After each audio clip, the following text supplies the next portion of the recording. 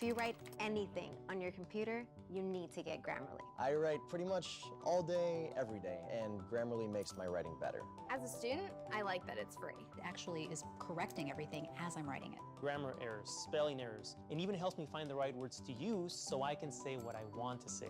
It catches all those embarrassing little mistakes before I hit send. I downloaded Grammarly around my freshman year because I was just horrible at typing. Grammarly is like my secret weapon for writing papers. It's the perfect tool for your resume.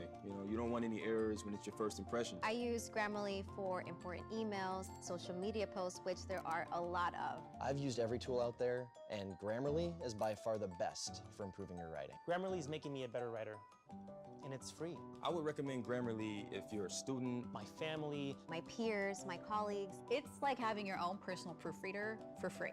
Download Grammarly for free at Grammarly.com.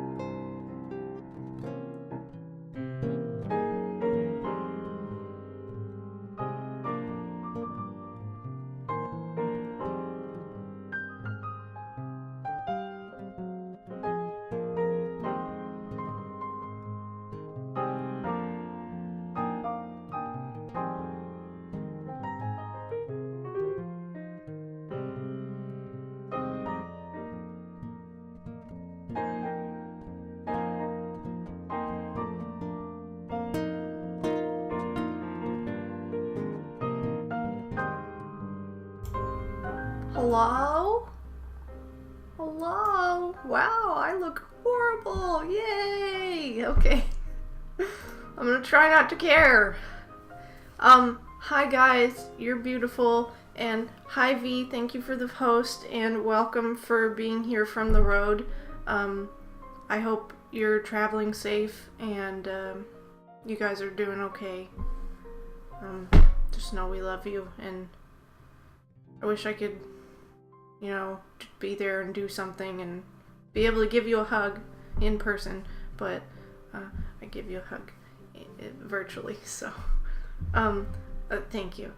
I do have a nice quote to share for you guys. I was freezing earlier, so I put on a sweater. I was very excited because I got in Ireland this summer, and it's my favorite writer, and it says, "Never love anybody who treats you like you're ordinary." Oscar Wilde. And I just find a lot of truth in that for myself. So we're okay. Robert is driving, and I'm in the back. Sarah's dozing in the front with him. Like, Robert, our Rob, or somebody else Rob, like her fiance, maybe? I don't know. I don't know her fiance's name, but welcome for driving. Glad they're getting some, well, Sarah's getting some rest. I like that. Yes, I do too. I just saw it. When I saw it in Ireland, I was like, that's Sarah fiance Robert. Okay, gotcha. I was like, Rob's driving? Okay. Wow. Why do my eyes...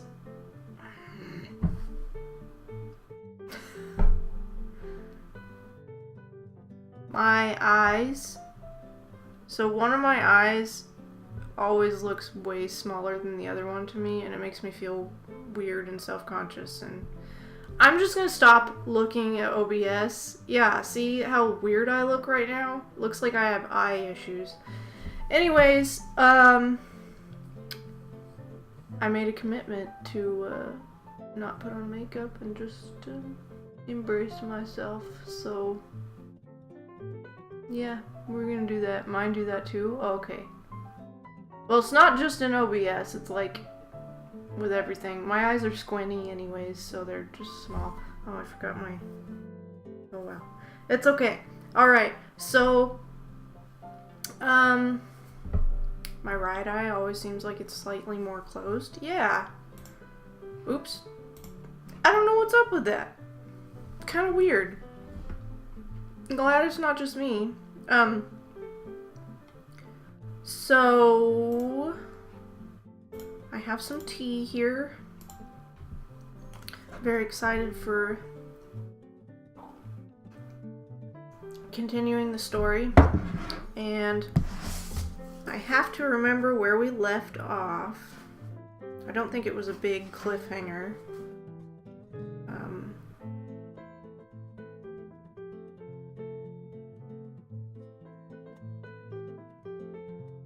Right, she went to Mrs. Swinson's house, and they're planning on giving her and her daughter Honey a feast because they're poor and the husband left and they don't have much to get by. That's where we left off. Then there was a big truck tailing them and trying to get them to break the bridge or something. Woo! This book is potent. I can't tell if it's just old or if it's a combination of old and cigarettes, but that's what happens when you get somebody else's collection that's older, so. I could probably, actually, I could put these in with the other old books I have and do my baking soda trick, see if that helps. That's a good idea. Okay, so we are going to start chapter 7, which is called A Disclosure. And, I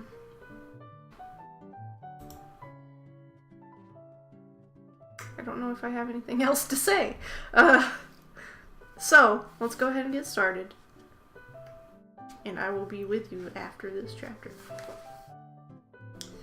After outlining her plan for the supper party, Nancy waited expectantly for Mrs. Swenson's response.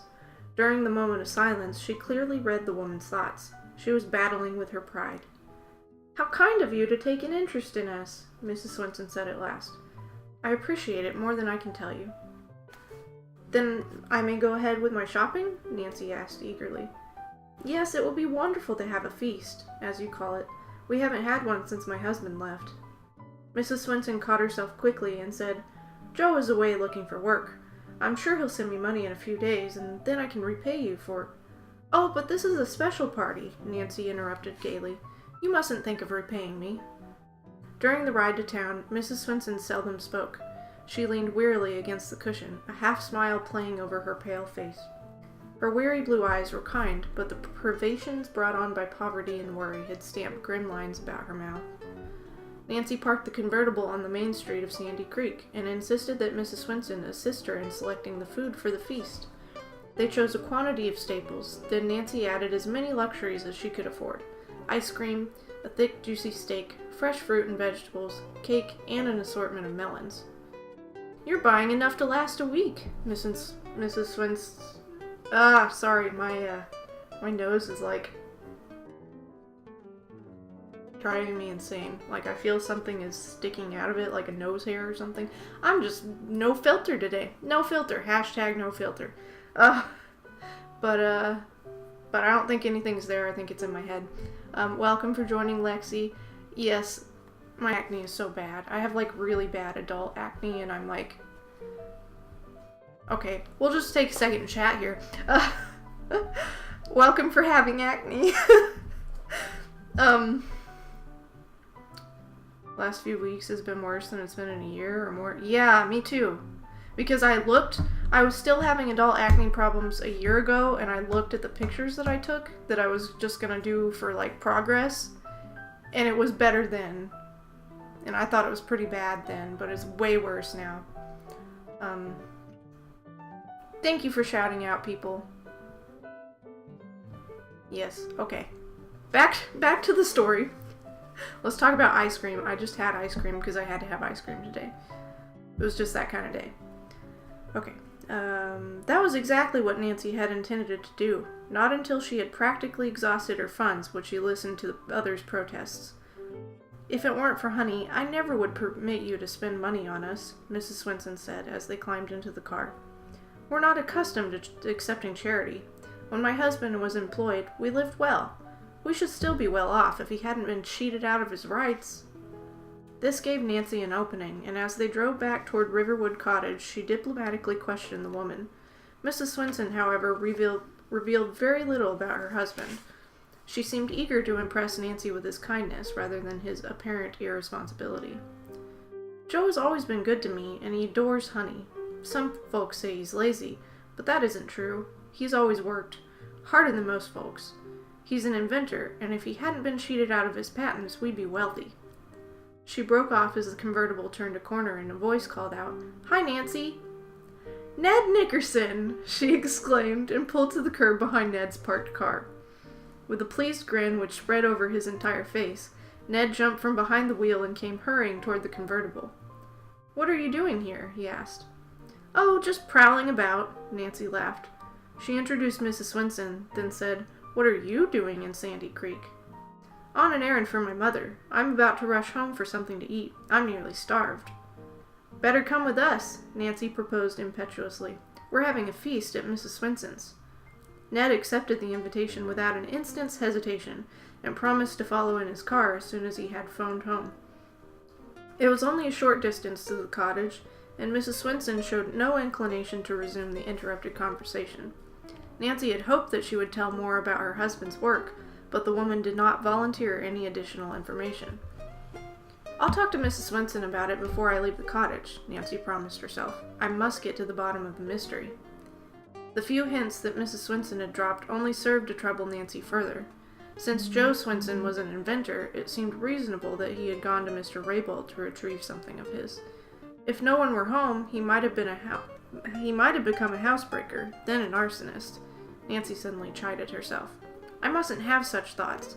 Time enough to draw conclusions when I've heard Mr. Swinson's side of the story. Right now, I'll say nothing to ruin our little party. As Nancy parked in front of Riverwood Cottage, Bess, George, and Honey came running to see what she had brought. The little girl squealed with delight as she peered into the various packages. You didn't forget Hans's bone? She asked. I should say not, Nancy told her. The butcher gave us the best one he had. Ned arrived and everyone helped carry in the bundles. As Nancy stepped into the cottage, it was her turn to be surprised. During her absence, the girls had decorated the living dining room with flowers from the garden and had brought out the best china, a lovely set of Delftware. I don't know what that is. Somebody look that up. Figure it out.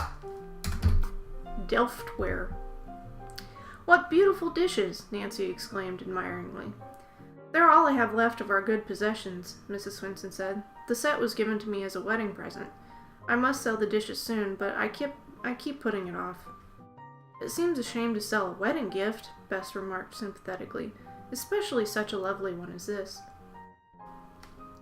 Under the influence of the young people, Mrs. Swinson brightened. It was impossible to be downhearted around Ned and Nancy, who kept up a constant stream of good-natured banter. Mrs. Swinson, an excellent cook, took charge of preparing the meal, but she had 4 able assistants. Honey and Hans hovered near the stove where the steak was sizzling. Hans has his canine eye on another bone, Ned laughed. Well, he won't get it until we've picked it bare. Nancy had not misnamed the supper, for it really was a feast. There was plenty of everything, and it was a pleasure to see Honey's eyes grow big at the sight of each steaming dish that was brought to the table. It was a happy meal, and Ned proved to be a very interesting dinner companion. Even Mrs. Swinson's sober face lighted up, and she ate her food with enjoyment. Nancy entered into the light-hearted conversation, but her mind was far from carefree. Several times during the meal, George gazed at her significantly, as though to ask what she intended to do about the diary. The girls had come to Sandy Creek to learn certain facts, but now that they realized how affairs were at the Swinson cottage, it seemed unkind to bring further trouble upon the family. I want to show you my little baby chicks, Honey announced when the meal was over. I have 10 yellow ones, all my own. Ned, Bess, and George obligingly followed the child outside. Coming? Bess asked Nancy. No, I'll stay and help with the dishes. Nancy felt that it was her opportunity to talk with Mrs. Swinson alone. Yet, after the others had gone, she did not know how to launch the important subject. As she scraped the dishes, she cautiously broached the subject of nationalities. We're Swedish, Mrs. Swinson declared. You probably guessed that. Nancy had, but her heart sank at the definite assertion. You speak perfect English, she replied. My husband is a university man, the woman returned proudly. He has always corrected my English and helped me with it. Oh, okay. I just thought maybe they were, like, Swedish-American. But they're Swedish. I don't know how to do a Swedish accent, so I'm not gonna bother. What were the other names in your families? Nancy asked, smiling.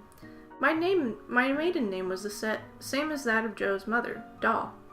Nancy stifled a gasp. The ring with the initial D must have been inherited by Joe Swinson. Now she must find out about the diary. I've often heard that people who move to this country keep diaries. Did your family follow the custom? Nancy inquired, trying to make her question sound uninquisitive. The Swinsons always did, even at home. My husband kept a diary in which he also told of his inventions.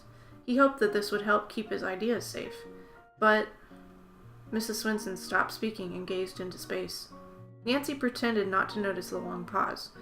Finally, she asked, Did your husband always carry the diary with him? Yes, he did. At this affirmation of her suspicions, Nancy almost dropped a plate. She quickly caught it, but thought, evidence is piling up against Joe Swinson at an alarming rate. Presently, Mrs. Swinson spoke again. Nancy, I can't understand why I haven't heard from my husband, she confided. Joe has been gone a month. He was sure of finding work and promised to send money home, but I haven't had a single letter from him. That's the reason I went to the post office today, but there was no mail for me.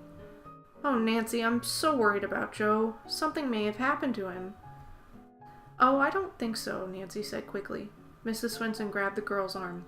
Why do you say that? She cried out. Do you know something about Joe?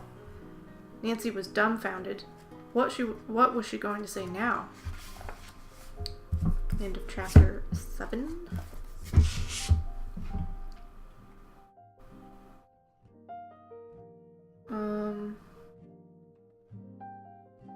Thank you for shouting out, everyone.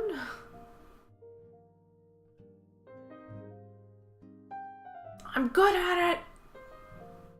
Hashtag terror for best mod. Shout out CJ for being sassy about Loki. What? You're sassy about him reading my fic now. That wasn't supposed to be sassy, just responding to joke you made yourself. Sassing my sass is still sass. That's a lot of sass. Sassafras. Sass back. Sassafras, but she hated it.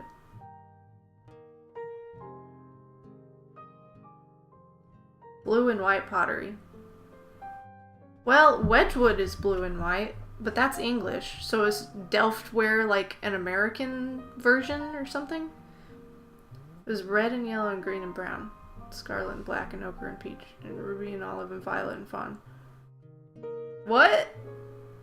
Are we still talking about the Delftware?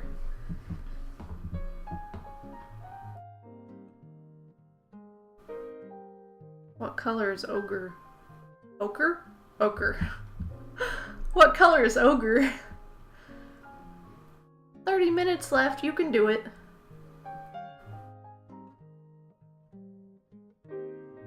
Goldish, yellowish.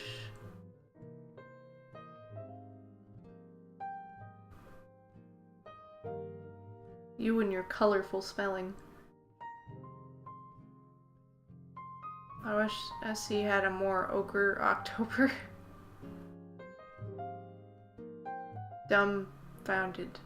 But you have okra. Jazz behind your talking makes me so relaxed. Well, that's good. Delftware's from the Netherlands. Okay. There we go. Thank you for finding that out, CJ. I'm increasing my vocabulary.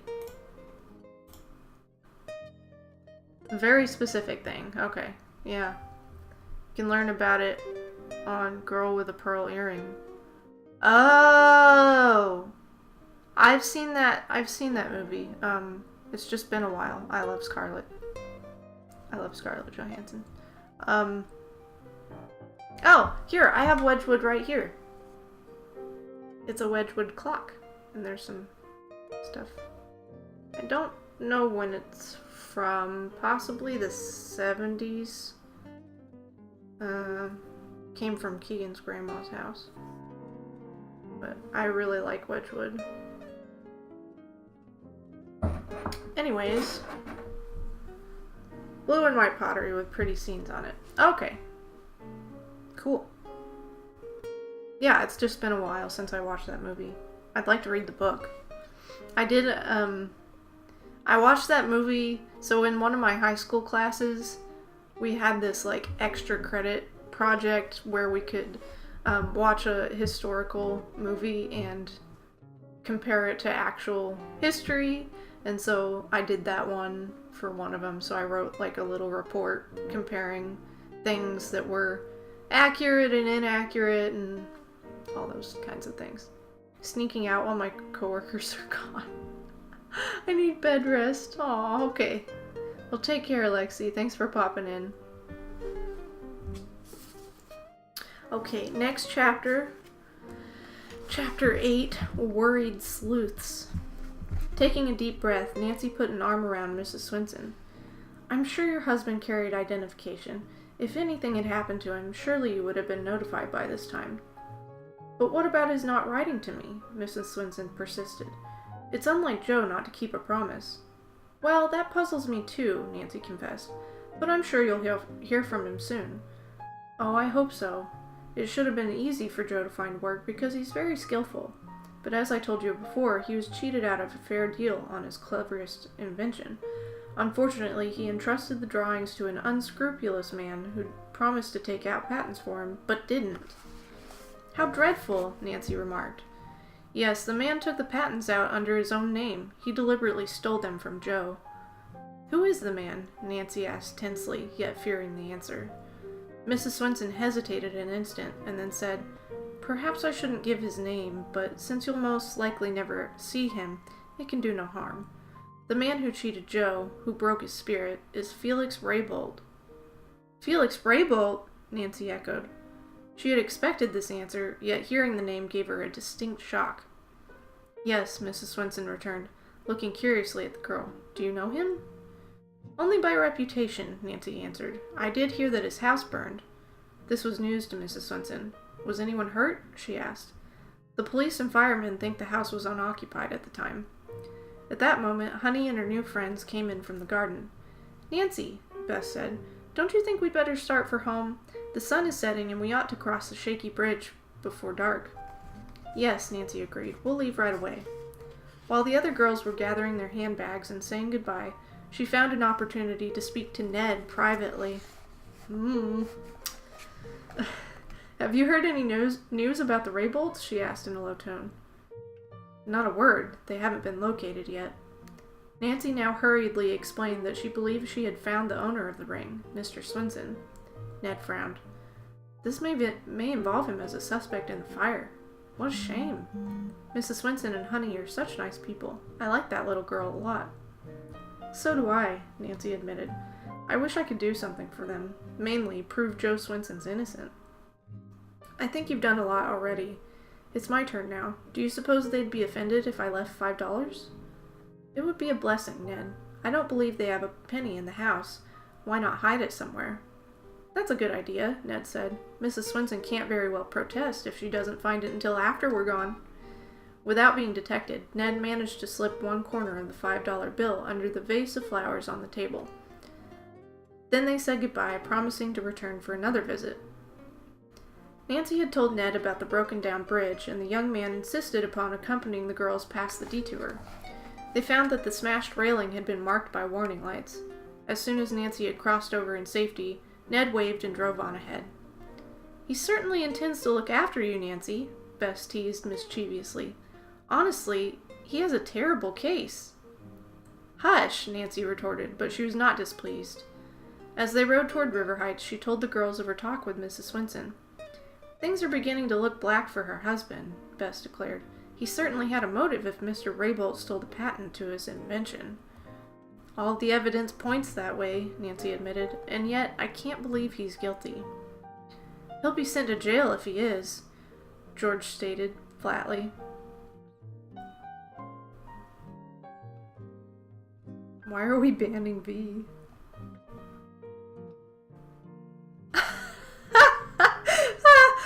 Okay.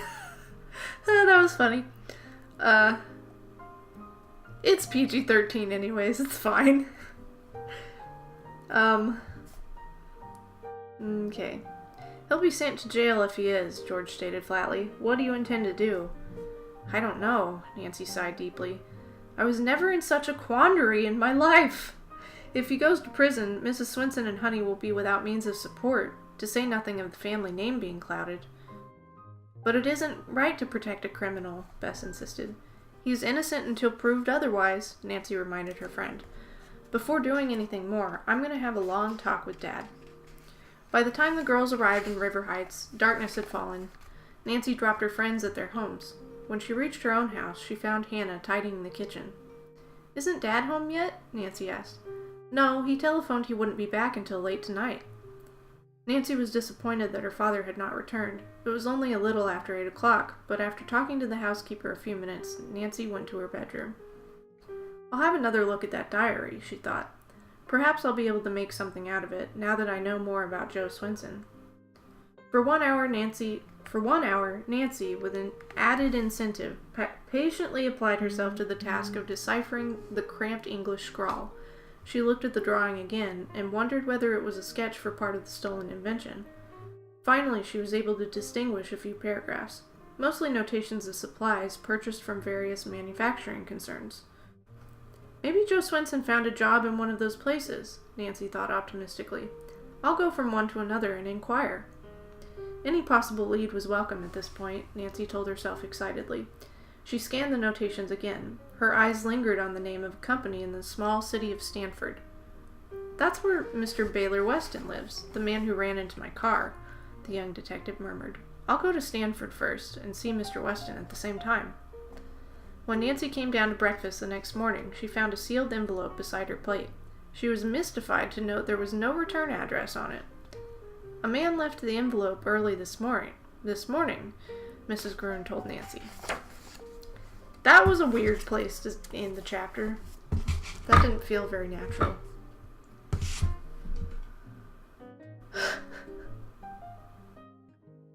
My autocorrect on fire tonight. It is? I'm far too immature for that level. Nobody needs to ban themselves. It's fine. It is if we want it to be. It's not... I'm not really concerned about it.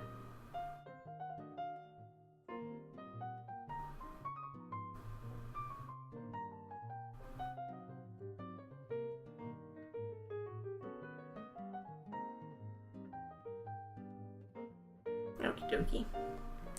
I'm pretty terrible at banning myself. I don't know that you can. Which is a good thing. We don't want a Terry ban.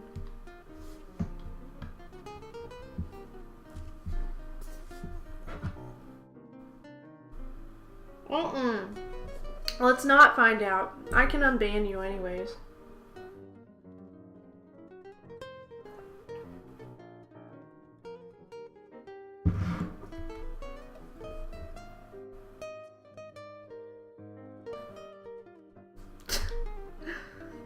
It's up to you as Nancy Drew.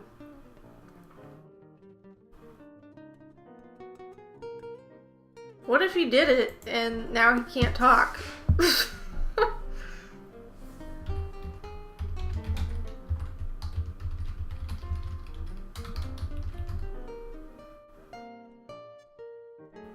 You cannot ban yourself. Oh yeah, Twitch? I tried to unban, and it said Dr. Terror House of Horror is not banned from this channel. Take that, Twitch! They do sassy. They do sassy, they so sassy. Up to you as Nancy Moo! Oh, I should have put that as the stream title. Darn. How could I forget? Excuse me. Okay, shall we continue on? Chapter 9, A Scare. Eagerly, Nancy tore open the envelope and unfolded the sheet inside. A bill for the repairs to my car, she told Hannah Gruen. It sounds very fair. Mr. Baylor Weston, who ran into me, shouldn't mind paying this amount. The housekeeper laughed. The garage mechanic was certainly prompt in delivering his bill. I asked him to be, Nancy defended the man. I went to present this bill and the Mapleton Garage one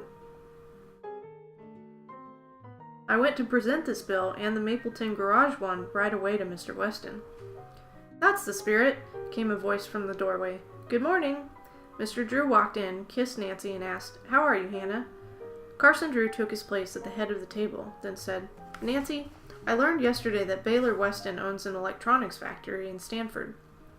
What a break for me, Nancy exclaimed. I can do 2 errands at once. She told about having seen the name of the Stanford Electronics Company in the diary, and her intention of finding out if Mr. Swenson worked there. Excellent idea, said Mr. Drew. And now for more news. You found Mr. Raybolt? Nancy asked eagerly. Yes and no. To be strictly correct, I found Mrs. Raybolt. Where is she, Dad? At a summer resort on Lake Mentor. I talked with Mrs. Raybolt on the phone. She became very upset about the fire and told me she would return today to look into the matter. And her husband? She didn't say where he is and was rather evasive when I questioned her about it. I'd like to talk to Mrs. Raybolt, Dad. Well, why don't you? She'll surely stay at the Maplecroft Inn because it's the only hotel within 3 miles of the Raybould estate. My guess is that if you go there for luncheon, you might meet her." "That's a great idea," Nancy said excitedly. "I see now why you're called River Heights' leading lawyer." She asked her father if he knew of someone who could translate the diary. "I've already checked," Mr. Drew replied, "but my 2 friends who speak Swedish are away on vacation." Of course they are. Nancy was so enthusiastic about the idea of visiting the inn that as soon as she had finished breakfast, she phoned for Bess and George. Always eager for adventure, they quickly said they would love to go along. By 11 o'clock, the 3 girls were en route. "I have a feeling that we're about to learn something important," Nancy confided to her friends. It was only a few minutes after 12 when the girls reached the pleasant little inn. Nancy parked beside a row of cars at the rear of the building. The girls went inside and inquired for Mrs. Raybould. "She hasn't arrived yet," the desk clerk said, "but we expect her any minute." "Is this V? V at the hotel? You're the desk clerk?" The girls strolled outside and sat down on the porch, but after an hour had elapsed, the wealthy woman still had not arrived.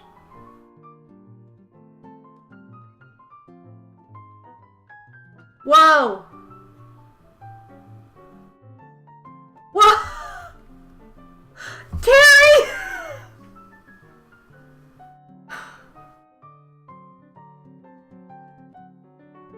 "So it was you all along! It was you! I knew it!" "Why am I dropping frames?" "No dropping frames." "I saw that, Terror." "Well, guess what? I'm taking immediate action. I've removed the ban, so... Ha!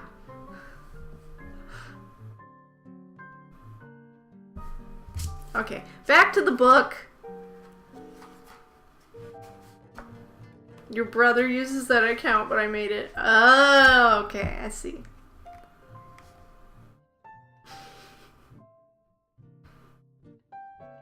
The girls strolled out. Let's see. Bess gave a huge sigh. "I'm starved. We may as well have luncheon. I don't believe Mrs. Raybould is coming." "It looks that way," Nancy admitted in disappointment.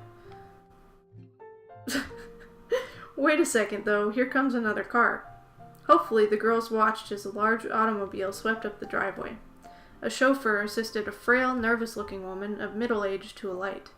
She clung unsteadily to his arm, and for a moment the girls thought she would faint.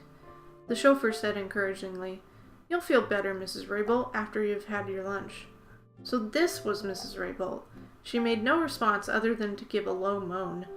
Still leaning on the chauffeur's arm, she walked uncertainly up the porch steps. "Goodness," Bess exclaimed in a whisper. "Isn't that poor woman pale? She looks ill. I'm surprised that her husband had left her alone." Nancy did not comment. She was watching Mrs. Raybould closely, and it struck her that the woman was actually ill. As she reached the porch, Mrs. Raybould caught hold of a post for support. "I can't go on," she whispered weakly. Then she fainted. The chauffeur caught her in his arms as she fell and eased her to the level of the porch. Nancy and her friends, thoroughly alarmed, rushed forward to be of assistance.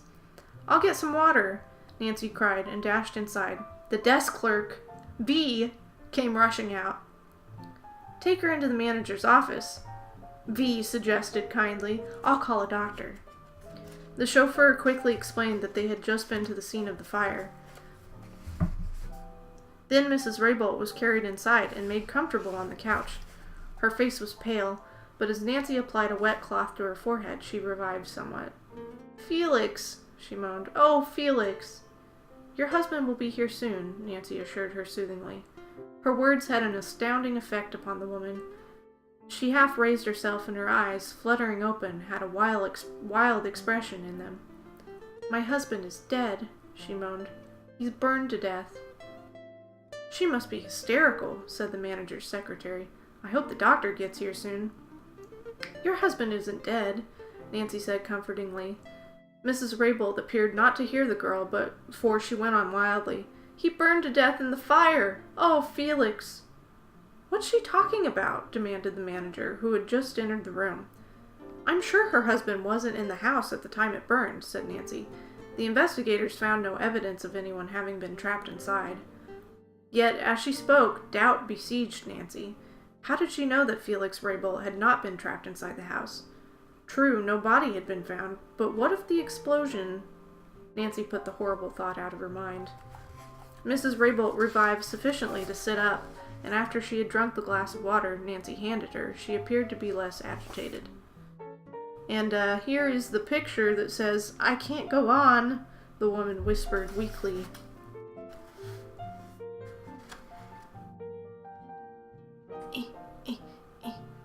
So difficult.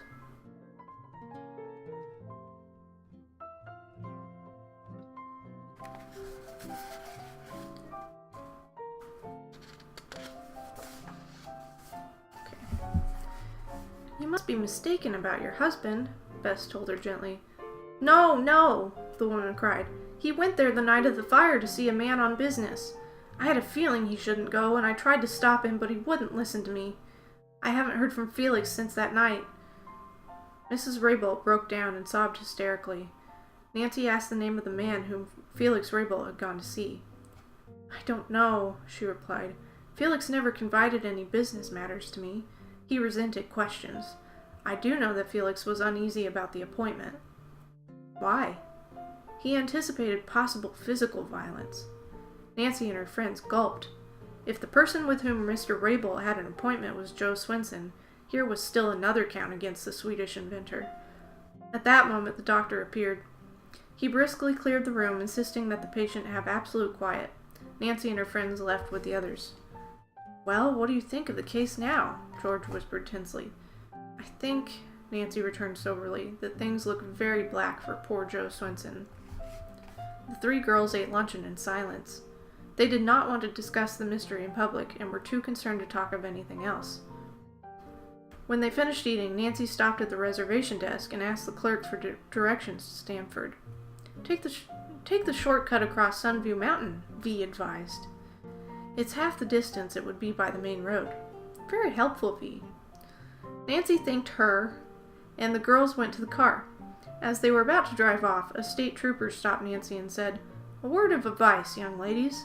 We believe a dangerous criminal is hiding in the vicinity. Keep your doors locked. What did he do?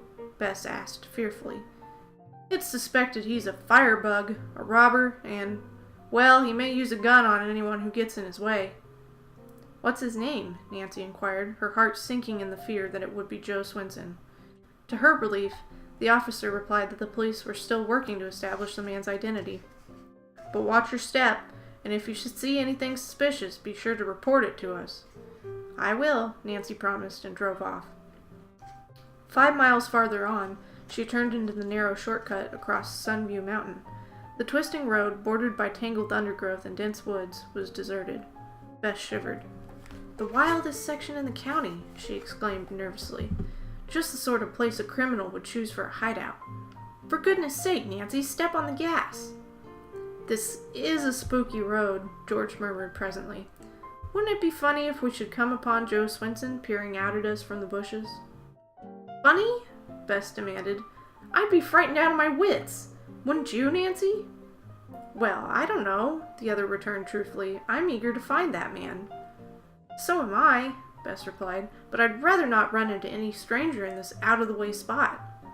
Nancy did not reply immediately, and her friends noticed that she appeared to be scanning the woods searchingly. You think the criminal actually might be hiding along this road? Bess demanded anxiously. Nancy nodded. It's possible. Turn back, Bess pleaded. No telling what he might do to us. Don't get jittery, Nancy advised. Remember, we have to find out if Joe Swenson works at the plant in Stamford. As they drove along the winding road, the three girls maintained a vigilant lookout. Suddenly, Bess cried out, There's a man ahead, at the side of the road. He's... Bess. I think we are back.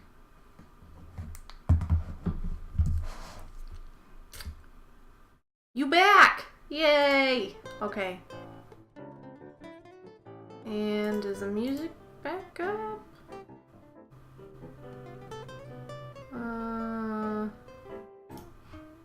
Hopefully everything's back. Yeah, music's back. Okay. Cool. Did we finished a chapter, right? Yep. Okay. Well, let me get caught up with the chat that I missed before things died.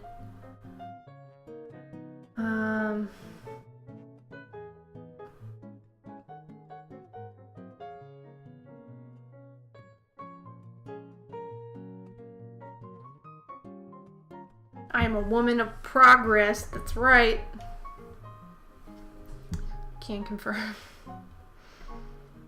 Hello, husband. Bye, Terror. V likes banning my brother from my streams. Thought it was a trick. I'm sorry, Terror, bro. Even after that, he fully supported going to see Life at the Party in theaters just to see if we could spot V in it. Aww. That's a weird Venom emote. Ooh. I also like getting comfy on my couch. Come on, Felix, let's go. Fix it, Felix. Yeah, sorry, Felix. Bernie V. Missed a whole bunch because my sister was here, but it was nice to talk to her. Oh.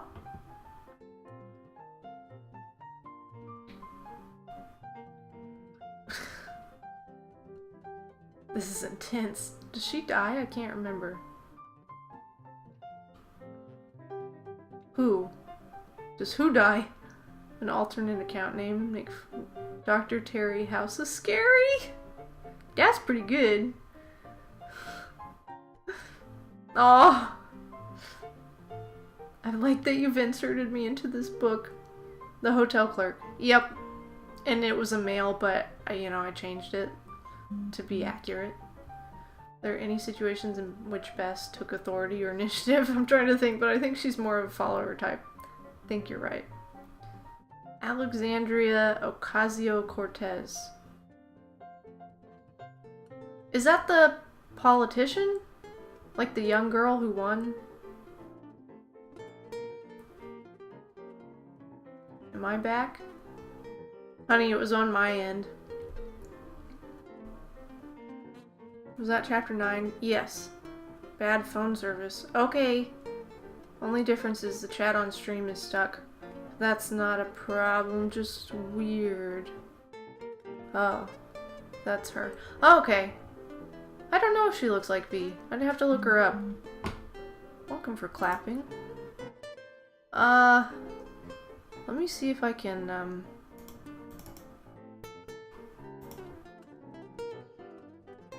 There we go. It should be good now. Just had to restart it. Thank you for pointing that out. A test. Yeah. Okay. We're good. We are good.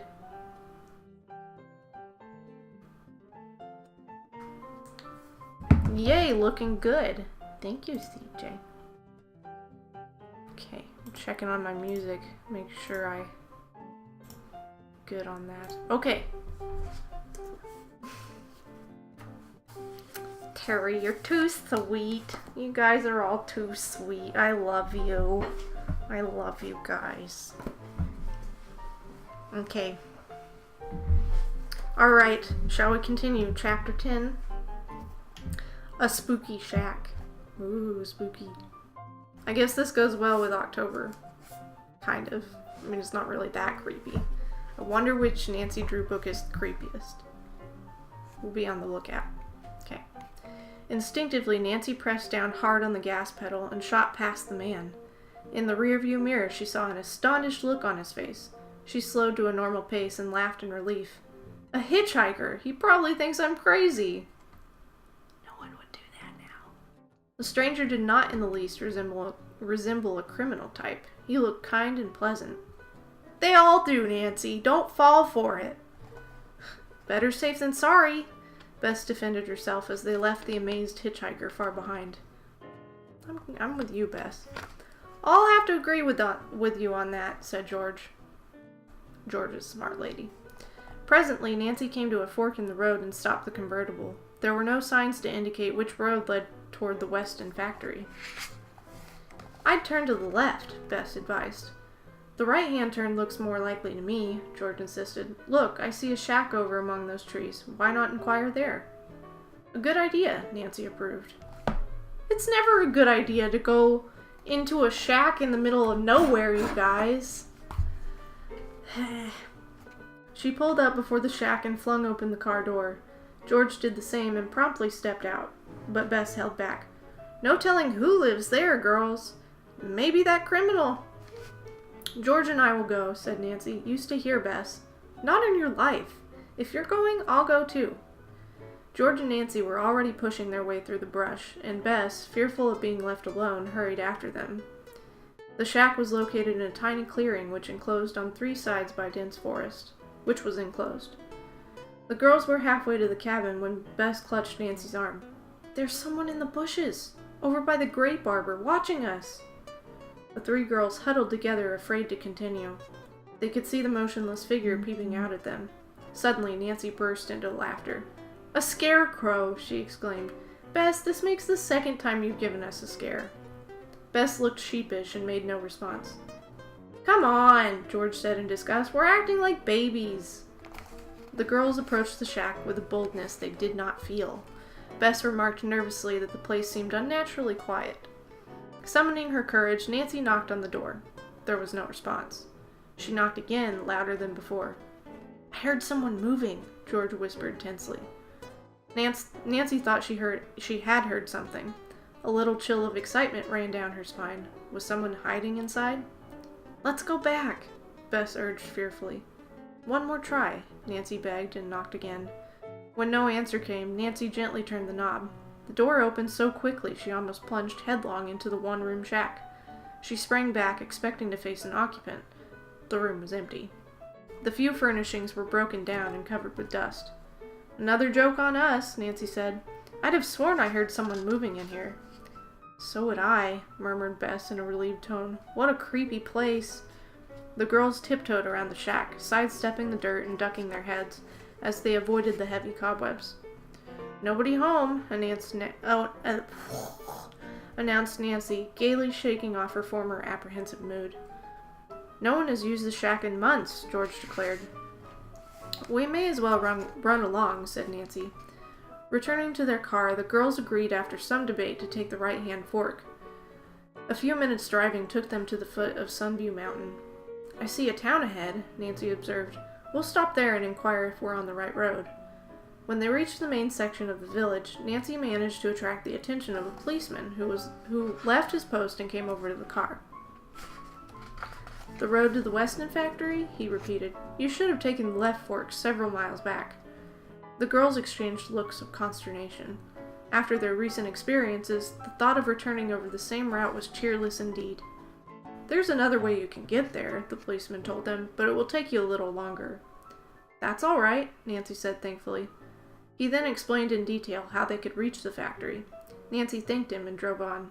We'll have to hurry, she remarked to her friends, or the factory will be closed. Just our luck to take the wrong turn. Swift driving partially made up for lost time, but Nancy's wristwatch warned her that it was nearly 4 o'clock when they at last reached the factory on the outskirts of Stanford. It took the girls a few minutes to locate the office. Nancy presented herself to the young woman in charge, stating that she wished to see Mr. Baylor Weston.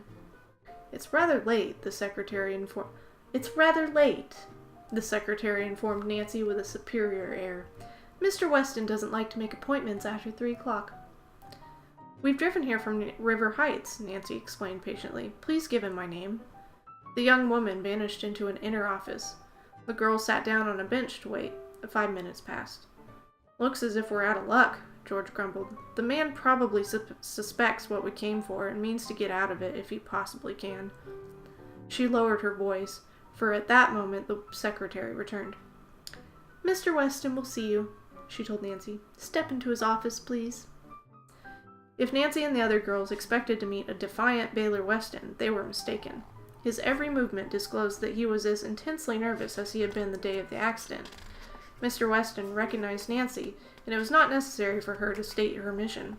Evidently, her visit had been anticipated. He motioned the girls to be seated, and still without speaking, the manufacturer reached for the bills which Nancy held in her hand.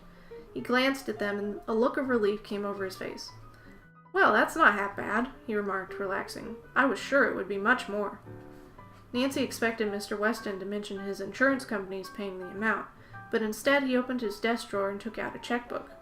As he wrote in it, he said, I'm decidedly pleased that the total expense is so small. The last time I crashed into a car, it cost me real money, to say nothing of the threatened lawsuit. The last time? Nancy echoed with a smile. I'm very nervous, excitable, the manufacturer reiterated. Doctor's right, I shouldn't drive a car. He handed the check to Nancy. That covers everything? Yes, and thank you. I hope you'll have no more accidents. So do I, Baylor Weston returned with a grimace. But very likely I shall, unless I get a chauffeur. That's an idea. I'll make a note of it. He reached for a pad, and to the amusement of the girls, scribbled down the memorandum. By the way, he remarked, did you hear how much Raybolt lost in the fire?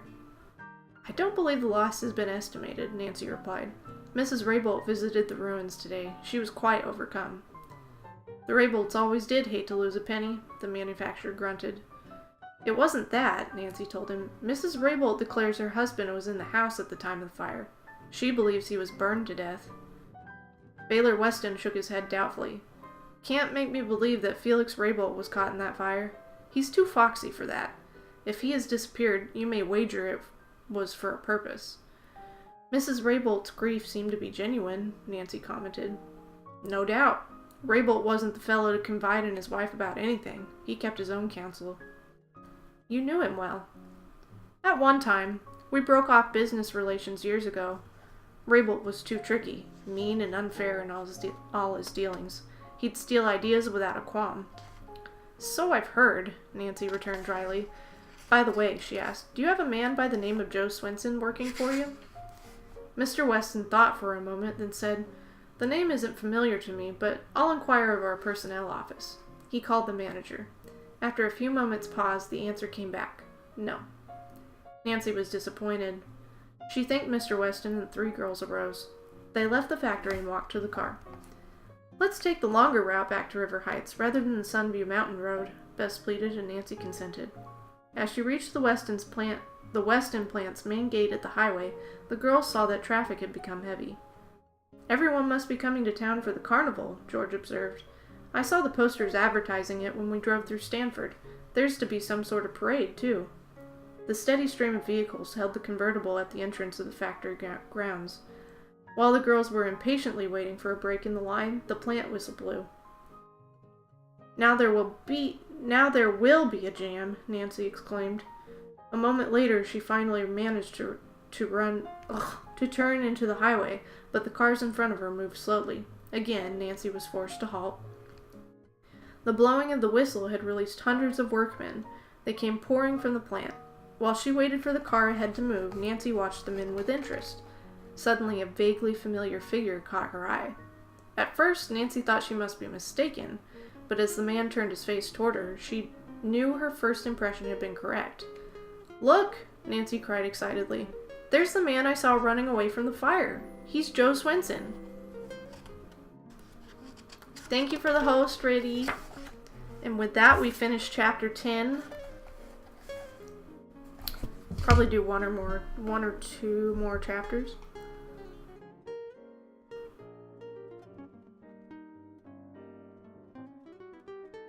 But what if it's the Love Shack?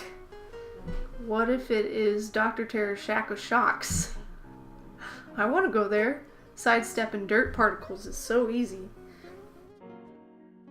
Just like stepping between the falling rain is easy. Sounds pretentious. It's Weston with an O, but yeah, that'd be cool if it were an I, and then we could, like, do a backstory for the Weston hotel chain. He's too foxy to be burned alive. You're right, Nancy. This is a jam. Just gotta pay attention to if the music's running out. Welcome for clapping. Hi, Riddy. How are you? Look at that cute little doggo.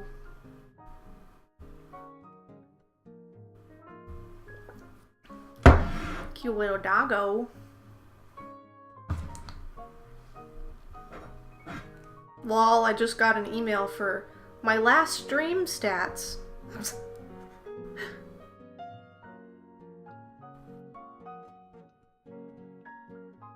My last stream stats.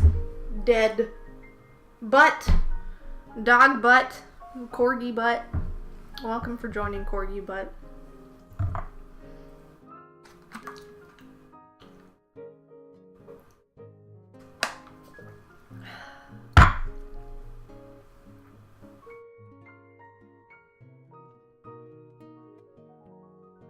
I don't know what I'm doing. Hey CJ, Corgi butt.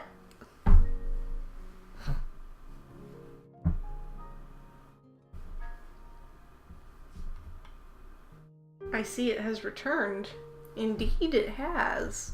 Oh,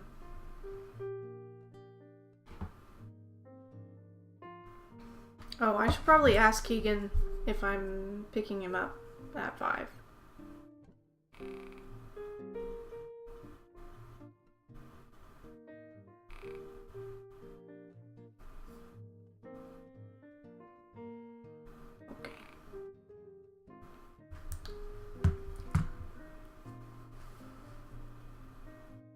No ifs, ands, or buts about it.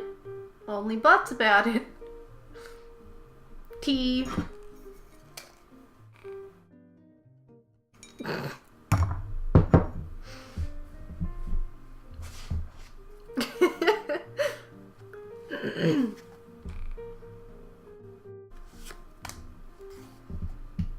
Okay. Let's continue. Chapter 11. Lost in the Crowd. Joe Swenson? Bess and George exclaimed simultaneously. Where? He's crossing the highway, Nancy pointed. The man with the blue shirt. Don't take your eyes off him for a second. We must keep him in sight. The cars ahead had started to move again, and Nancy turned her attention to driving, while Bess and George watched Joe Swenson.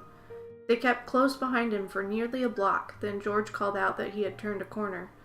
Nancy stopped for a red traffic light, and when she finally turned into the side street, the man was a considerable distance ahead. He's walking fast, Bess observed. We'll lose him if we aren't careful. The street was crooked and narrow. Children were playing ball, and Nancy was forced to drive with extra caution. Joe Swenson turned into another street, narrower than the first and rather dingy. Nancy rapidly drew nearer to him, only to lose him again as he cut through an alley. Cut through an alley. Does he know we're following him? Bess wondered. I don't think so, Nancy answered. We'll catch him at the next street. I can see where the alley ends. Rubbish, tin cans, and boxes littered the alley, and she did not care to risk a punctured tire. Turning the car, she retraced her route, rounded the block, and reached the opposite end of the alley in time to see Joe Swenson heading toward one of the main streets of Stamford. We have him now, Nancy said confidently. Scarcely had she spoken when the girls noticed that the block directly ahead had been roped off. The sidewalks were lined with pedestrians, and policemen were turning automobiles into side streets. What's this? Nancy asked impatiently. It must be the parade, George declared. And there goes Joe Swenson, heading that way. We'll lose him for sure, Nancy groaned. True to her prediction, the man melted into the crowd. The policeman motioned for Nancy to turn to the right, and she had no choice but to comply. At the first opportunity, she parked the car and the girls ran back. In vain, they searched through the throngs of people watching the parade. Joe Swenson had disappeared. If that isn't a mean break, Bess fretted. I admit it's hopeless, Nancy said slowly. The best thing to do is come back tomorrow and try to find him. The girls returned to the car.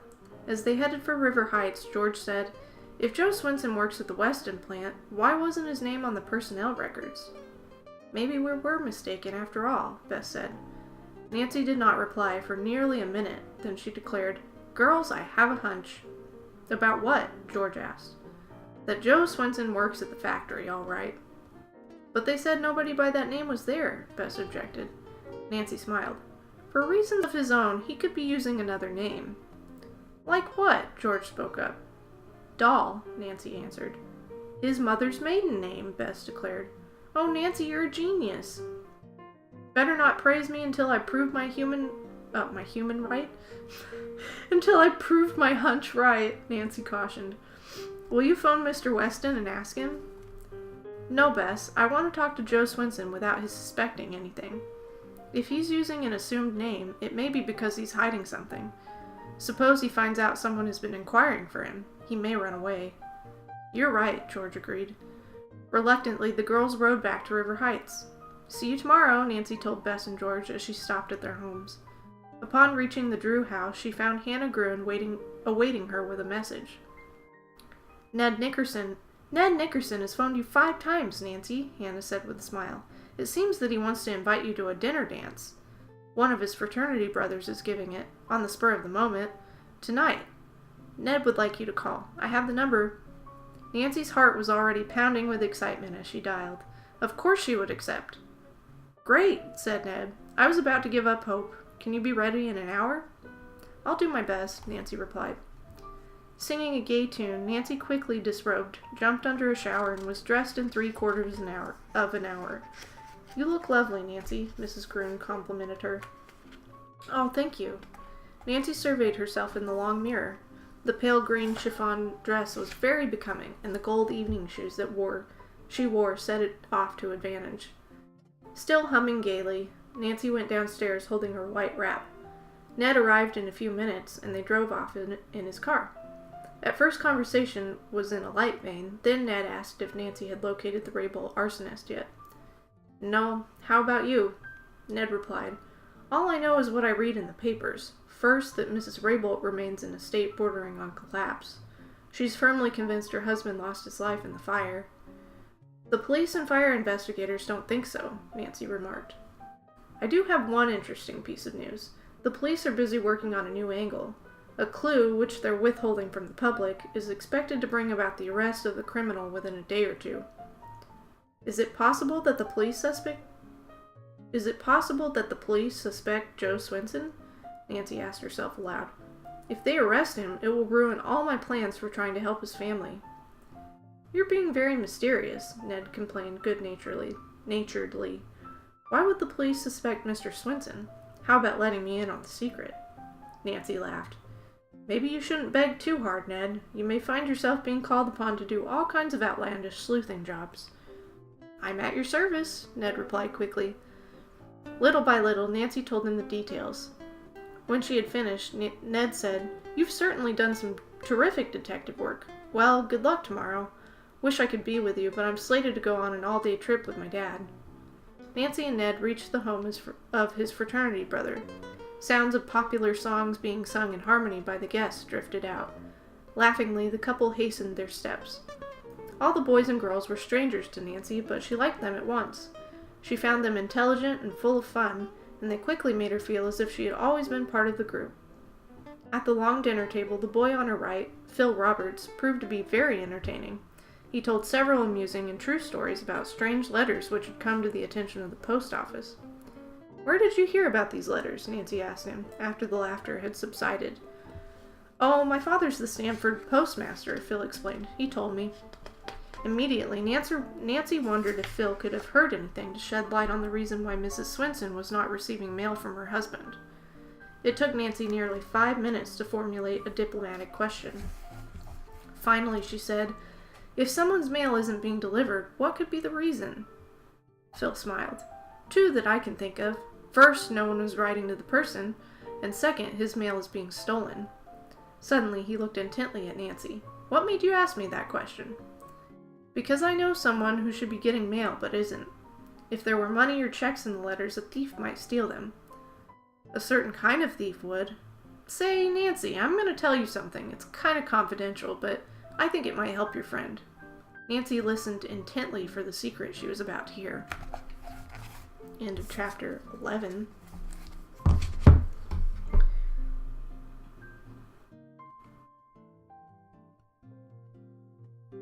Welcome for working on the emote of me sipping tea. He melted. Is he a witch? Ned is a witch. Excuse you. Welcome for chatting out V. I have no idea if that's what CJ was asking. and Lexi and CJ and Terry. Ned isn't cool enough to be a witch. Loki, I can't see the future. I'm not a witch. Thor, then why do you dress like one? He's a war. It's locked. Wow. Okay, that pun was a bit of a stretch. I don't know why I laughed so hard. Isn't laughing because she has cold head, medicine head. No. I hope you feel better, Lexi. Tomb Raider is gonna be fun. Do it all again for love. Of course, that would be the meds talking. Nancy's mysterious letter. I know, it's like they got the idea for the next book from this book. It's interesting. Frat boys used to be so nice. What happened? Apparently. I don't know if I believe they used to be so nice. They've probably always been a-holes, but it's just depicted nicely in this book, isn't it? Third, mail service is incompetent as heck. In this book, they used to. Yeah. I don't like frat boys, starting with Ned. I never thought of Ned as a frat boy, so like him being introduced as a frat boy is kind of lame, but it was a different time, right?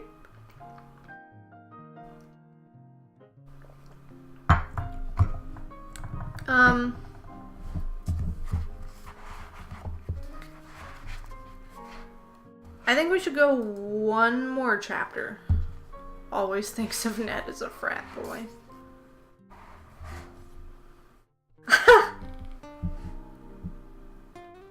Welcome for twinning. The time when two people comprised an entire football team. We're never gonna let Ned live that down. I don't have a problem with Ned, but I just think it's funny that you guys like hate him so much that you're like making me want to make fun of him.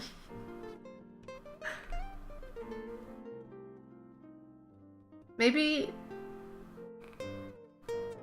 there was one book early on where Nancy and this girl were like, I know it probably wasn't intended, but they were flirting up a storm, okay? And so maybe I'll just ship Nancy with that girl, but I don't remember her name. I don't hate him as much as CJ. Join us, said Steve. I like Ned too. But I don't like him for Nancy. Yeah, see, I'm... Gaha! For some reason, that reminded me of the Nicolas Cage video where he's like,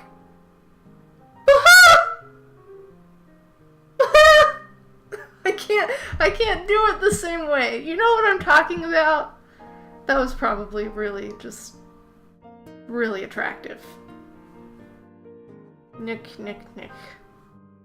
Thank you for the host, V. I don't know why it didn't come up on my alerts.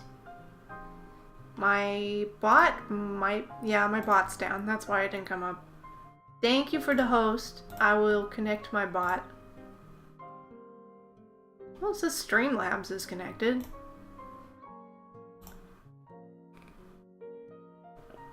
Let's be real, Paige. What doesn't remind you of the Nick Cage video? This is true.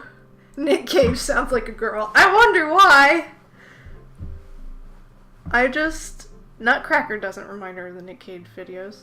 Well, you know what, Lexi? Now it will. I'll be in rehearsal on Saturday and thinking of that video and trying not to crack up. But at least it'll give me something to smile about because rehearsal was so bad last week. It was so bad that I fell on my butt at the very end. That was bad. Edits Nick Cage into the Nutcracker. Somebody should do it. If Ned went and lived his life somewhere else and I never had to hear about him ever again, I wouldn't hate him either. Just imagine him doing pirouettes when running down the street screaming, "I'm a vampire! I'm a vampire! I'm a vampire!" Not the base! How to get burned! How to get burned! I'm sorry. They made a silly live-action movie of that, so I guess he could have been in it. Live action of the Nutcracker? You mean the one that's coming out? Or a different thing? I'm excited about the one that's coming out because Keira Knightley's in it for one thing. And actually she's on my phone right now. Do you want to see? Do you want to see? You should look. Look at beautiful Keira Knightley on my phone. There she is. Isn't she lovely? Yes. Anyways, 10 out of 10 impressions. That's a sequel. What do you mean that's a sequel? A sequel to what? Missy Copeland's in it. But recent. Yeah, it's coming out. Misty Copeland's in it. So, I don't know how much dancing she's gonna do. But I'm hopeful. The one that's out. I'm gonna see it because I love Nutcracker, obviously. And, I'll be curious to see what they do with it. I'm excited because Misty's in it, and that's amazing. Misty is just my favorite. She's amazing. Keira Knightley won't let her daughter watch Cinderella or The Little Mermaid. What? Why? Because they're sexist? I bet that's why. Because they're sexist. Good on her. That doesn't bother me. Isn't she lovely? See, the problem is, if I see Misty Copeland dance for a minute, the rest of the movie is going to be disappointing. I know, right? The Mary Poppins sequel. I need to watch the original again, because I watched it when I was younger. I knew what you meant. And obviously, I love Julie Andrews. She's freaking amazing. She's just such a queen. And, there was that movie with Emma Thompson that came out that made me want to watch the original Mary Poppins, because it was about the music, I think? I can't quite remember. Are we having... Oh! I'm sorry. Please ignore that ad.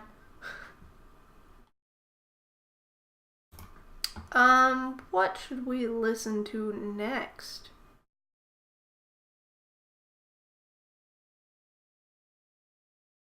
Here's another one. Let's do this. Good, not an ad.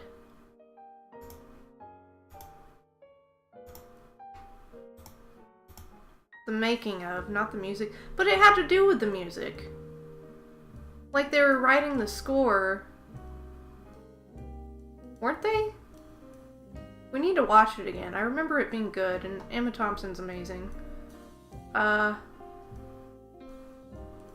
These things just sound upsetting to me because I love the Nutcracker and I love Mary Poppins and I don't need any of that stuff. I understand where you're coming from, CJ, because it's like, you don't want to ruin a good thing, or you don't want to, like, redo it when it's already so good anyways. Don't need it either, but I do like Emily Blunt. I like Emily Blunt too. Julie Andrews is my acting goal. I don't blame you at all. She's so amazing. Nutcracker Four Realms is supposedly a sequel to Nutcracker Ballet is what I meant. Okay, well, I will be the judge of that. Like how Disney got it. Yeah, that's right. That's perfect goal. Be sorry to break it to you, but you aren't English. I know, but one day I want to be as distinguished as her in the acting realm. Well, that's a good goal to have. I think she's a great icon to have. She's very inspiring. Oh, I may go see Sound of Music. They're doing it in Oklahoma City. in the end of November, near my mom's birthday. I should probably buy the tickets for that since it's my mom's birthday. I should probably just get it for her as a present. Anyways, okay, let's do one more chapter. Wait, Keegan, did you answer my text? Am I coming to get you at a certain time? You haven't answered my text. What time am I coming to get you? Can I do one more chapter? The hills are alive with the sound of music. That wasn't really my real singing, but you know. Yes, we all support you in your acting dreams, and I really want to watch things that you're in. I should watch the movies that you're in. I want to watch that one with, like the army one with the dog. You know what I'm talking about. With Kate Mara, or, yeah, right? I like Julie because she's awesome, but she seems to live a pretty quiet and private life, IRL, and that's what I want. Yeah. I feel like there are a lot of actors like that these days. Benedict's like that too. And he is so cool. Like, he just takes his acting very, very seriously. And, you guys know the story about when he was teaching in Tibet. He was teaching, or was it Tibet? Or, no, it was Nepal, I think. No, it was Tibet. Sorry, it was Tibet. He was teaching Buddhist monks. He was teaching English to Buddhist monks. And yeah, he's had a lot of great life experiences that have taught him, you know, how to be a better person and a better actor and everything. Okay, that's my Benedict tangent for the day. Do one more chapter for the people. I don't have any life goals, so. Megan Levy. Yeah, that's right. And then they taught him how to Doctor Strange. Yeah. Well, that's why he was so good for that role. Like, I don't know if they picked him, like, knowing that story, but it's kind of crazy how that worked. Because when they were filming in Nepal, he, like, met with some monks and just, you know, kind of, like, relived his Buddhist experience, and yeah, he's so perfect. He's so perfect for Doctor Strange. Okay, do it for the fans. Okay, one more chapter. Chapter 12, Incriminating Evidence. For several weeks, Phil began, my father and a good many other postmasters have been receiving reports like the one you've just told me, Nancy. The police and the postal inspectors division have been investigating but haven't caught anyone yet. Said Nancy. Then my friend could easily be one of the victims. Just then, a record of dance music began to play, and Ned claimed Nancy. For the remainder of the evening, there was no chance to resume the conversation about stolen letters. But throughout the evening, the matter was constantly on her mind. By the time the party was over and she had said goodnight to Ned, the young sleuth had a theory about the thefts. To start solving this mystery, she must first talk to Joe Swinson. By 10 the following morning, Nancy was on her way, with Bess and George in the front seat of the car with her. In her purse was the diary. The cousins were intrigued when Nancy told them about the dinner dance. "Lucky you," said Bess, pretending to pout. "Couldn't Ned have found a couple of blind dates for George and me?" Nancy laughed, then turning serious, said, "If we find Joe Swinson, I'm going to ask him point blank if he has mailed any letters containing money to his wife." She did not explain her reasons for this, not wishing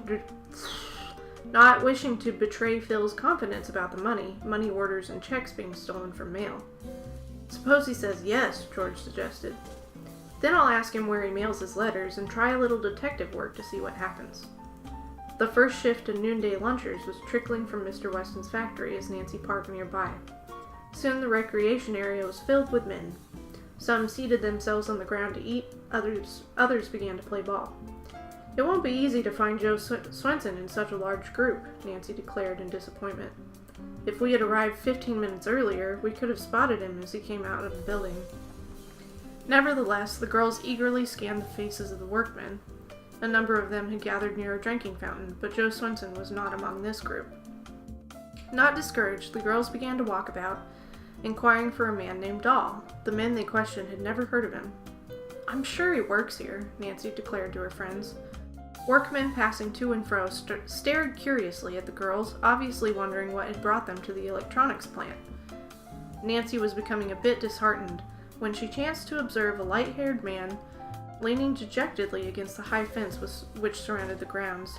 Apparently, the man had picked an isolated, tree-shaded spot away from the other workers. He had his back to the girls, but from a distance, Nancy thought his tall, spare build was exactly like that of the stranger she had seen running away from the fire. Could he be Honey's father? She watched expectantly, and presently the man turned around. He was the same person she had seen on the previous day's visit to the factory. Nancy could not mistake the face. He was Joe Swenson. "You girls stay here a moment, will you?" Nancy requested. "I think I've found our man. I must speak to him alone. Be on your guard, and if he tries to escape, block the exit to the grounds. I don't think he'll make a disturbance, but if he's guilty, he may attempt a getaway." Nancy's heart beat faster than usual as she approached the man who was leaning against the fence. His downcast manner, the girl thought, could mean a guilty conscience. "I beg your pardon," Nancy said courageously, "but aren't you Mr. Joe Swenson, alias Dahl?" The man wheeled around but held his ground. After the first start of surprise, Nancy thought he did not look unusually disturbed at the sudden encounter. "Yes," he replied. "Dahl's my name. Anything I can do for you?" For a moment, Nancy was at a loss for words. She had half expected that Joe Swenson would be defiant and sullen, not a sad-eyed, kindly man. He looked to her as though he could not have harmed anyone in his life. "It's all a mistake," Nancy told herself joyfully. "Mr. Swenson is innocent. He didn't start the Raybolt fire." The next moment she had regained her composure, and was again the impartial, businesslike detective. She showed him her driver's license for identification. "I have news of your wife," Nancy said to him quietly. "Helen?" the man demanded eagerly, his face lighting up. "She's not ill, I hope?" "Oh no," Nancy assured him, "but she's dreadfully worried about you and is trying to locate you." "I don't understand," Joe Swenson said, frowning. "I sent my address, but didn't want to go home until, a certain matter was cleared up." "Then you have written to your wife?" Nancy questioned. "Yes, twice. I sent her 2 good-sized money orders." For a second, Nancy wondered if he was telling the truth. Looking him straight in the eye, she said, "Mrs. Swenson never received them." "What?" her husband exclaimed in such genuine astonishment that Nancy had no further doubts. "They need money badly," Nancy said, and summoned her friends to come forward. She introduced Bess and George, then repeated what Joe Swenson had told her. "Your letters have been stolen?" George said vehemently. "But how? Where?" the inventor cried out. "I mailed them in the post office myself." No one could answer this puzzle. Suddenly, he pulled an unsealed envelope from his pocket. "Here's another letter to my wife with $25 in it. I was going to send a money order today. Would you be so kind as to deliver this in person?" "I'll be glad to," Nancy answered, smiling, and tucked the envelope in her pocket. She then changed the subject to obtain more information on another topic. "Would you mind telling us, Mr. Swenson, why you're using the name Dahl here?" "Certainly. I'm an inventor, and I've had hard luck. The name Joe Swenson seems to have brought trouble. My mother's people were always successful. On the spur of the moment, I decided to use that name here. A man I know vouched for me since I didn't have any references to give." "I see," said Nancy. She smiled disarmingly. "Your wife told me of some unfair dealings you've had with a man who buys patents." "Indeed they were unfair. He cheated me. Felix Raybolt is a thief." The 3 girls were unprepared for such an outburst from this seemingly mild-mannered man. Apparently he guessed what was going through their minds. "I shouldn't burden you with my problems," he said apologetically. "Things aren't any easier, even though I have a job. Did you know the Raybolt house burned?" "Yes." "To be truthful, I am afraid I may be blamed if anyone finds out I was there." "You were there?" Bess asked, a look of feigned innocence in her big blue eyes. "I had an appointment with Mr. Raybolt early that evening," Joe Swenson explained. The house was dark. I had just rung the bell when there was a terrific explosion inside the house, and it burst into flames. I called and called to Mr. Rabel, but there was no answer. Did you try to break in to help? George asked bluntly. Yes, but I couldn't budge the front door. I ran around to the back. Because of the flames, I knew I couldn't do any good. Then I heard a car approaching the house. It occurred to me I might be blamed, so I ran away. Did you see anyone on the grounds? Nancy asked. No. Do you think Mr. Rabel lost his life in the fire? Nancy asked. I really don't know. I didn't see or hear him inside, and the police haven't located any evidence, the inventor replied. Nancy had been endeavoring to formulate an honest opinion of the man's story. Her hand went to her purse, but she did not bring forth the diary. From their casual conversation so far, she could not be absolutely certain that Joe Swenson was innocent. She must question him further. They've been searching the grounds for clues, Nancy said nonchalantly. A number of articles have been picked up in the vicinity. Swenson looked sharply at Nancy, as though it had dawned on him that he indeed might be under suspicion. However, his next words were spoken casually. I wonder if a diary was found. I lost one, probably dropped it along the road. Nancy made no move to give him the diary, although she was convinced that it was his. I hated to lose that little journal, Joe Swenson continued. It was written mostly in Swedish and wouldn't be of any value except to myself, and to Felix Rabel. That sly fox. What has the diary to do with Mr. Rabel? Nancy asked. The diary contains... Joe Swenson hesitated. Well, it contains things Felix Rabel wishes were not written down. That man cheated me out of a fortune, but I haven't a chance to prove my case without the diary, and without money to retain a lawyer. To make matters worse, I've even lost a ring I treasured highly. He made a hopeless gesture and lapsed into gloomy silence. Again, Nancy's hand went to the diary in her purse. Again, she hesitated. Suppose Joe Swenson were guilty, and she was withholding evidence from the police. Nancy made a quick decision, to hold on to the journal until the truth was learned. Before she could question the man further, the return-to-work whistle blew a shrill blast. I must go now, Swenson said hurriedly. When are you off duty? Nancy asked. 4 o'clock. Then perhaps we'll see you again before we return to River Heights. Noticing the man's surprise, she added quickly, Wouldn't you like me to carry a message to Mrs. Swenson and Honey? Thank you, but I'll write to them again. Nancy and her friends watched him until he had disappeared inside the building. The girls then walked slowly back to the car. I'll bet, said George, that Joe Swenson is worried about the fire and will run away again. Nancy remained silent in deep thought. Just as she reached the convertible, someone grabbed her arm roughly. She turned to face a tough, cruel-looking man. And that is the end of chapter 12 and where we will leave it today. I have a theory. So I would think Joe Swenson is probably innocent in telling the truth.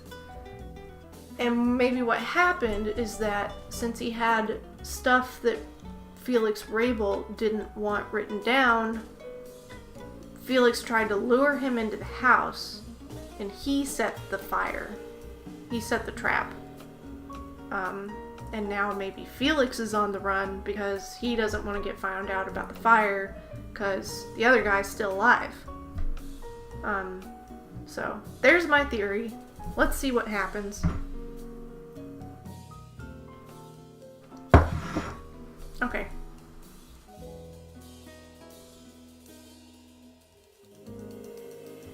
Librarians don't have any cool role models. They're all annoying. I have a cool role model. She wasn't a librarian, but she was my reading for pleasure teacher. We were lucky enough to have this class, and it's literally what it sounds like. All you had to do was keep a reading log and write about what you read that day, like the last 5 minutes of class. It was so good. I took that class twice. Mrs. Swisher, she was amazing. I love her to death.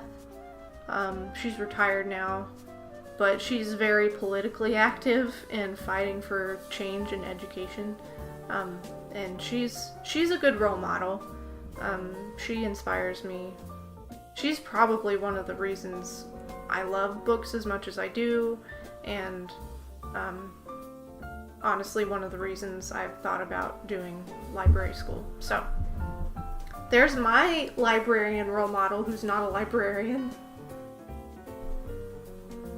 All the wrong questions? Ooh, what's that?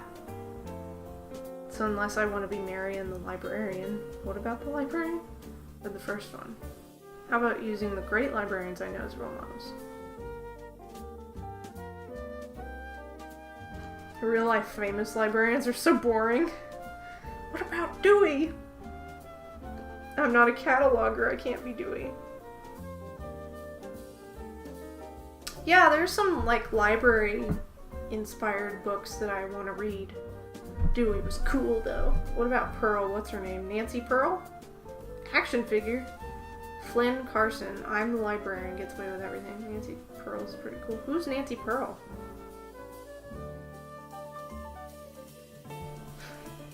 "25 Eyes. Only some of them are blue. Welcome for crying. Slightly used tissue. Ew. Yeah, probably shouldn't use that. Hi, Nicole. Welcome for joining at the end. CJ is a slightly used tissue. Oh, CJ. Thank you for shouting out Nicole. Okay, guys, well, I need to go pick up Keegan from work.